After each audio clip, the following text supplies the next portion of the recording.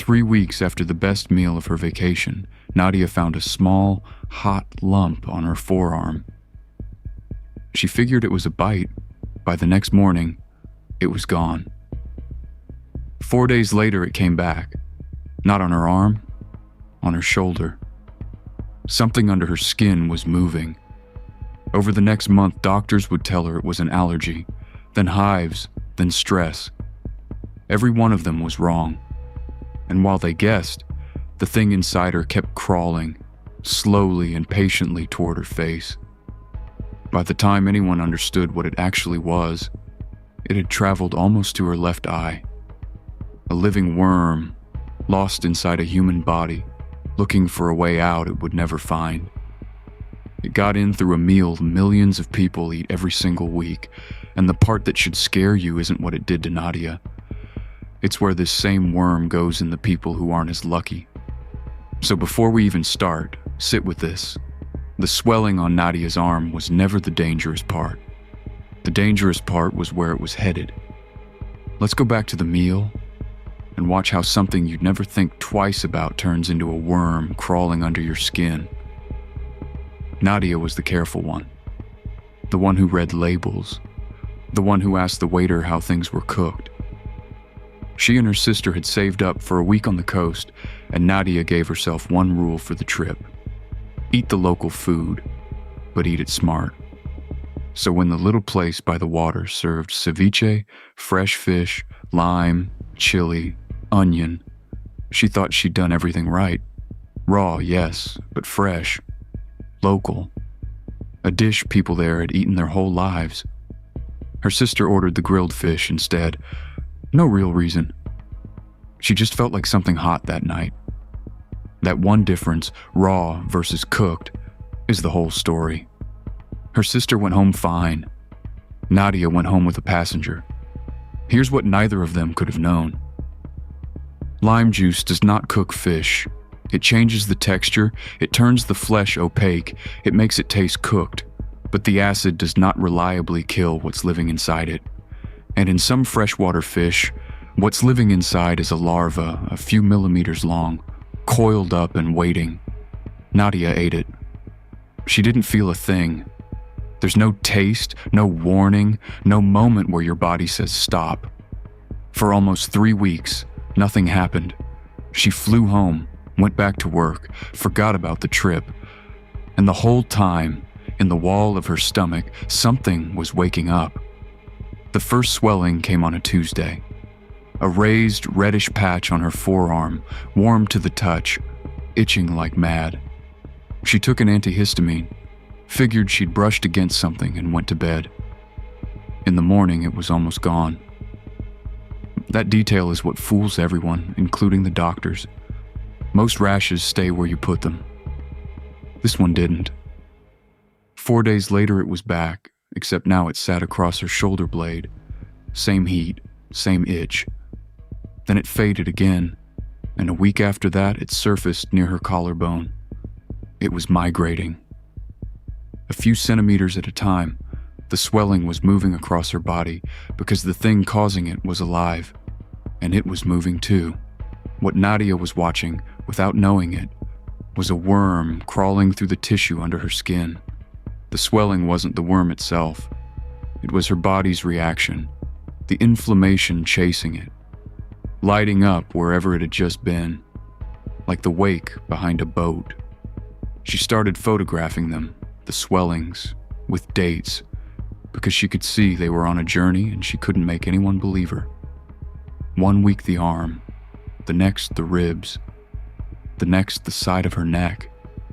And every time she sat down in front of a doctor, the swelling had already moved on. They'd see calm, clear skin and a worried woman with a phone full of pictures, and they'd reach for the easy answer. The first doctor said allergic reaction. New soap, new detergent, something she ate.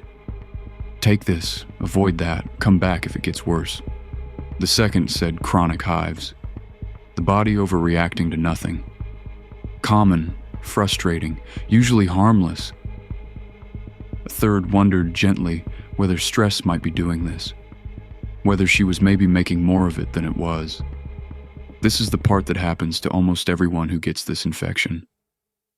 The migrating swelling looks exactly like an allergy. It comes, it goes, it itches, it even responds a little to allergy medicine.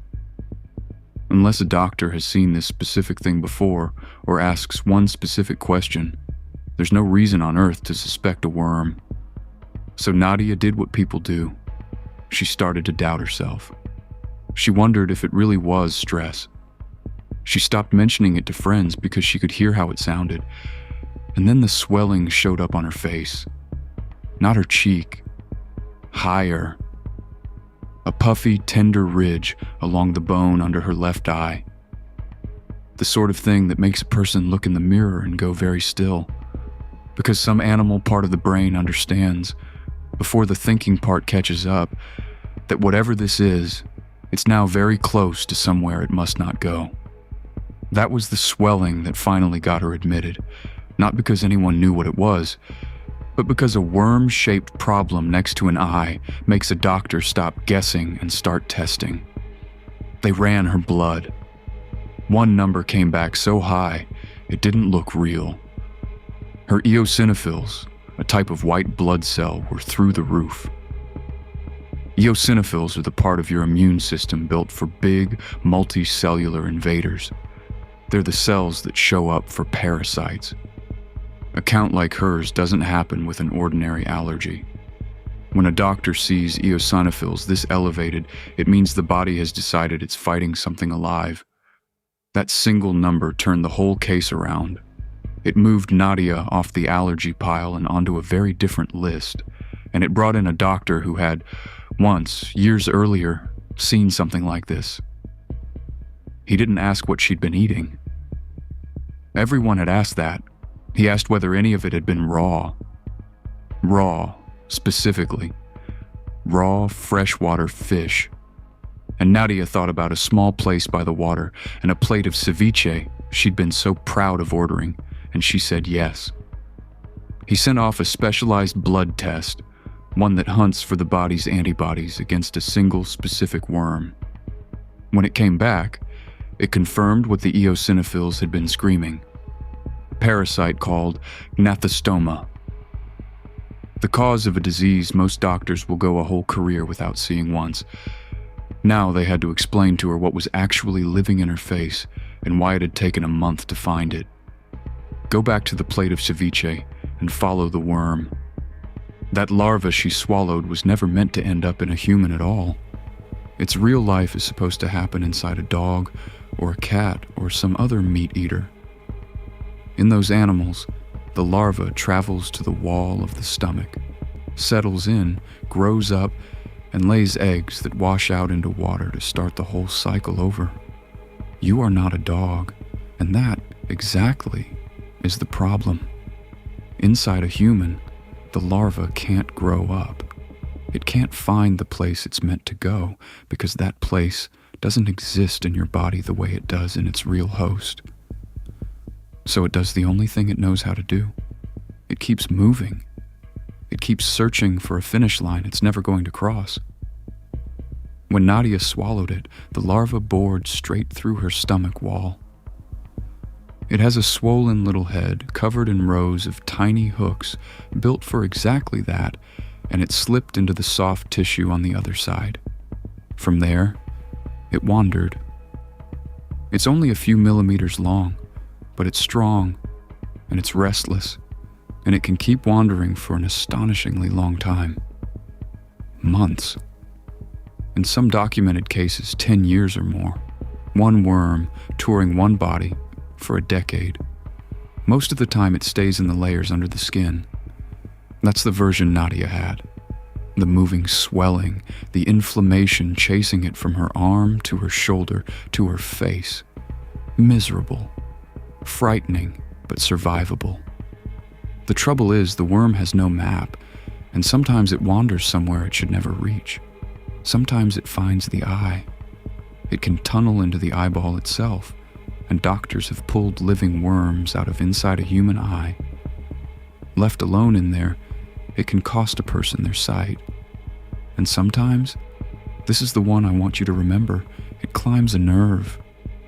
A nerve root is basically a highway running straight into the spinal cord and the brain. If the worm finds one and follows it inward, the disease stops being a thing on your skin and becomes a thing in your central nervous system. And there, it doesn't just cause swelling. As it tunnels through nervous tissue, it tears small blood vessels, and it bleeds. This is called gnathostomiasis, and it's the reason this little worm earns real fear. Sudden, vicious nerve pain, then weakness, then paralysis, then bleeding inside the brain. Among the worms that cause this kind of meningitis, this one is among the deadliest. In the documented neurological cases, mortality has been reported as high as roughly 1 in 4.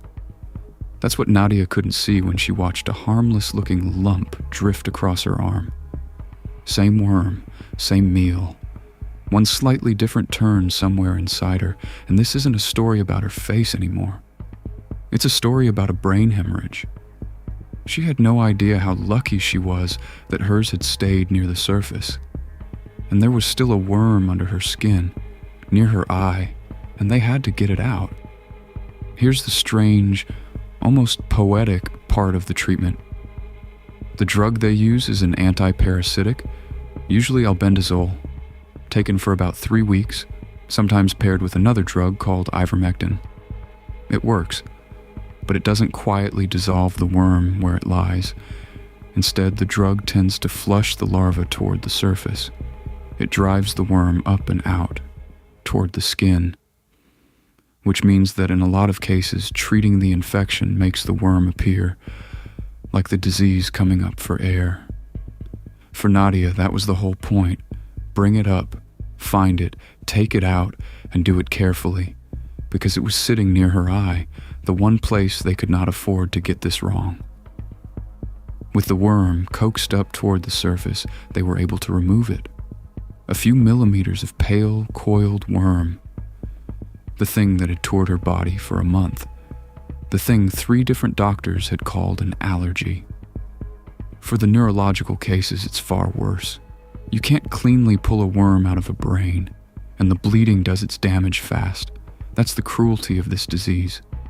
Caught in the skin, it's a horror story with a good ending. Caught in the brain, it's often too late before anyone even knows what they're looking at. Nadia kept her sight. She kept her life. Months of fear, a worm pulled from beside her eye, and she walked out. She never quite read a menu the same way again, though. And honestly, once you understand how she got here, neither will you. So here's what to actually do with this. This worm has exactly one way into your body, and it's narrow. Raw or undercooked freshwater fish. Eel, frog. The classic carrier is ceviche made with freshwater fish, plus the raw fish dishes you'll find in the parts of the world where this worm lives, Southeast Asia, and a big stretch of Latin America. But it travels now. It shows up in people who went somewhere on holiday, and in places that import raw fish a long way from where it's supposed to be. The way you avoid all of it is simple, and that's the maddening part. Heat kills it, so cook freshwater fish, eel, and frog all the way through. Cold kills it too, so properly freezing fish destroys the larvae. The danger only lives in the raw and the undercooked, and remember that lime, vinegar, salt, and smoke are not cooking. Ceviche is not cooked. It only tastes that way. Then there's the one line worth memorizing, the one that could save someone you love a month of being told it's nothing. If you ever get a swelling that moves, that shows up in one place, fades, and then turns up somewhere else, and you've eaten raw, freshwater fish, say this to your doctor. Please check my eosinophils and rule out a migrating parasite. That one sentence is the difference between catching this worm in your skin and meeting it in your brain. Nadia got lucky. She was the careful one, and it still found her, through the single meal she was proudest of. The worm didn't care how careful she was. It only cared that the fish was raw. So cook it, freeze it, or know exactly what you're putting in your mouth before it turns out to be the last thing you'd ever have guessed.